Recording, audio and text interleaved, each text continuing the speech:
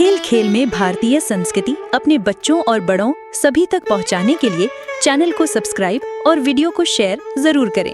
तो चलिए अब आते हैं आज की कहानी पर। बालक ध्रुव की कहानी। नमस्ते प्यारे बच्चों, आज मैं आपको एक नन्हे बालक की कहानी सुनाऊंगी जिसका नाम था ध्रुव। ये कहानी है हिम्मत, तपस्या और अटूट विश्वास की। बहुत समय पहले की बात है। एक राजा थे जिनका नाम था उत्तानपाद। उनकी दो रानियां थीं। एक का नाम था सुनीति और दूसरी का सुरुचि। राजा को सुरुचि ज्यादा पसंद थी। सुनीति का एक छोटा बेटा था जिसका नाम था ध्रुव। एक दिन की बात है, बालक ध्रुव अपने पिता की गोद में बैठना चाहता था, जैसे उसकी सौतेली माँ सुरुचि का बेटा उत्तम बैठता था। लेकिन जैसे ही ध्रुव राजा की गोद में बैठने लगा, सुरुचि ने उसे झिड़क दिया।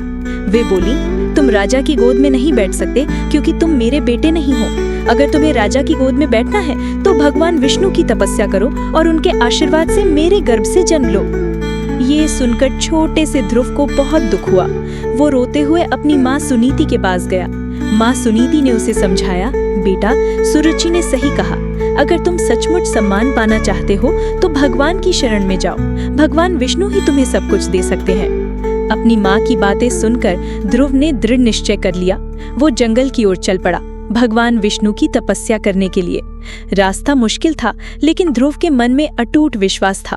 जंगल में उसे नारद मुनि मिले। नारद मुनि ने ध्रुव को भगवान विष्णु के ओम नमो भगवते वासुदेवाय मंत्र का जाप करने को कहा और तपस्या का तरीका समझाया। ध्रुव ने गहरी तपस्या शुरू कर दी। उसने खाना पीना छोड़ दिया, ठंड और गर्मी सही और बस भगवान का नाम जपता रहा। उसकी तपस्या इतनी तीव्र थी कि तीनों लोग कांप उठे।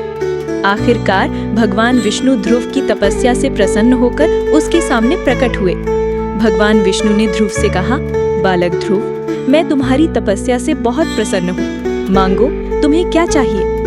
ध्रुव ने भगवान को प्रणाम किया और बोला, हे प्रभु, मुझे ऐसा स्थान चाहिए जहाँ से मुझे कोई हटा ना सके। भगवान मुस्कुराए और बोले, तथास्तु।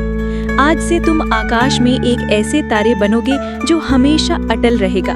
सारे तारे तुम्हारी परिक्रमा करेंगे और तुम ध्रुव तारा कहलाओगे। तुम अपनी माँ के साथ हमेशा प्रसन्न रहोगे।